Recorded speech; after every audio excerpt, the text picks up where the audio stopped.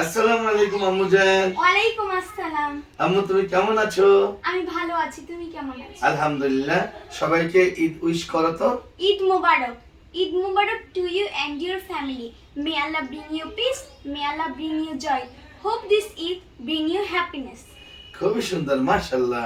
What do you say when is something nice? We say mashallah. What do you say when we meet someone? We say assalamu alaikum.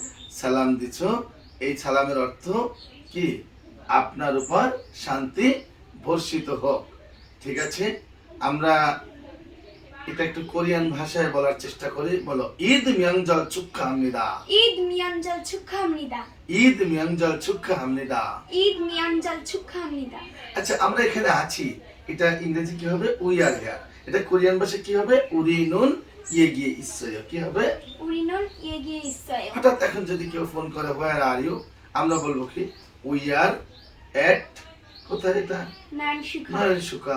কিন্তু আমাদেরকে যদি কেউ বলে এই we are মানে আমরা এখানে আছি, উই আর হিয়ার আমরা এখানে আছি।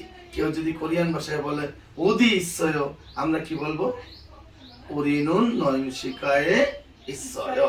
তাহলে ইসসয় মানে আছে, মানে যে কোনো, মানে আমি আছি জননিশ্চয়, তুমি আছো, তোমার নাম তাসলিমরা, তাসলিমরা নিশ্চয়। অর্থাৎ হেয়ার মানে এখানে, হেয়ার মানে কি? এখানে। আর এটা কোরিয়ান ভাষা করলে হবে কি? ইসসয়, ইয়া গিয়ে ইসসয়।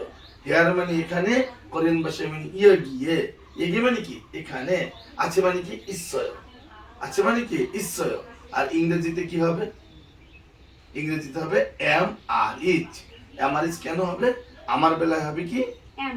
এম। তোমার বেলায় হবে কি? আর। আর। আর একটি বা একজন সিঙ্গুলার নাম্বারের ক্ষেত্রে হবে কি? ইজ।